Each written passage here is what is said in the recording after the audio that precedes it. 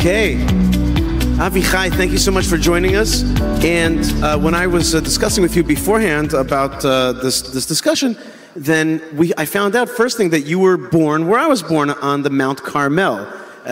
People don't know, one of the most beautiful places in Israel, it's a hidden gem, is Mount Carmel. But already there on Mount Carmel, overlooking the Mediterranean at a high height with a cool air, already there you had an exposure to the issue of aliyah and absorption. Tell me about that. Yeah, Shai, thank you and good evening, and it's great to be here with you. I think that I grew up with the big wave of aliyah to Israel in the first years of the 90s, in the last century. And it was something that was really important in our life as young children in Haifa and in the Carmel Mountain. In the elementary school, every week and every month, there were new Olims that came to Haifa and joined our school and our class, and it was something that I think that was very identifying our young time. And I have a story that I remember when I was just a child. My father, Avichai Kehana, his name is David, we are Kohanim. And always when he was invited to do Pidyon Haben, he took me with him. And sometime, he took me to a strange place for my eyes as a child. And it was a new absorption center that was built in maybe one night or two nights near the sea, below the mountain of the Carmel, Neve Carmel. It was a caravaning. And it was a beautiful experience to see Pidyon Haben in a new community and new Olim from Ethiopia. And I think that this is a memory that I am taking from this period in Haifa and, from the childhood, a period that every month we knew new brothers and sisters that came to live with us. Very good. Okay, so Haifa gave you your first inkling into Aliyah, Ethiopian Aliyah. Then when I was speaking with you beforehand, I also learned that you and I went to the same yeshiva. Wow. Yeshivat Ma'ale Adumim, Rabbi Rabinovich, Rav Sabato, a great yeshiva, one of the Harvards of the Hesder yeshiva system. But there too, you dealt with immigration and absorption. Yes, I learned in Ma'ale Adumim, and you're right. And I had the zechut that after 5 years, Rabbi Sabato suggested me to be responsible about Shiur Aleph. And this year he also suggested me to be in charge of the Chutznikim, of Bnei Chul group. So to be in charge of the American and Belgian and other folks. Yes, exactly. And the Bnei Chul that are coming to Ma'ale Adumim are unique because they are learning and studying with the Israeli guys.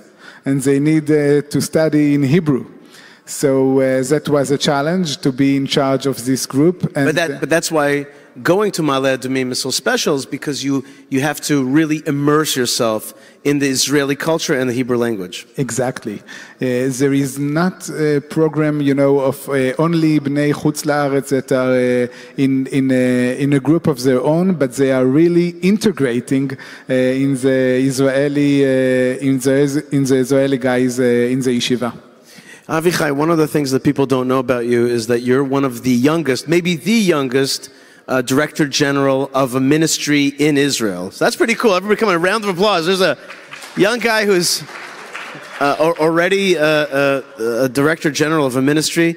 Tell me about your ministry. You told me that you don't like the name Ministry of Aliyah and Absorption. You don't like the word absorption. First of all, I will say I came from the government. I was 10 years in the Ministry of Justice, and I think that it's really zchut that the Minister, Ophir Sofer, suggested me to come with him and to be the Director General of the Ministry of Aliyah and Integration. And the first thing that the employees of the ministry taught me was that there is no other ministry in the world that is called Ministry of Aliyah, because there is no word like Aliyah.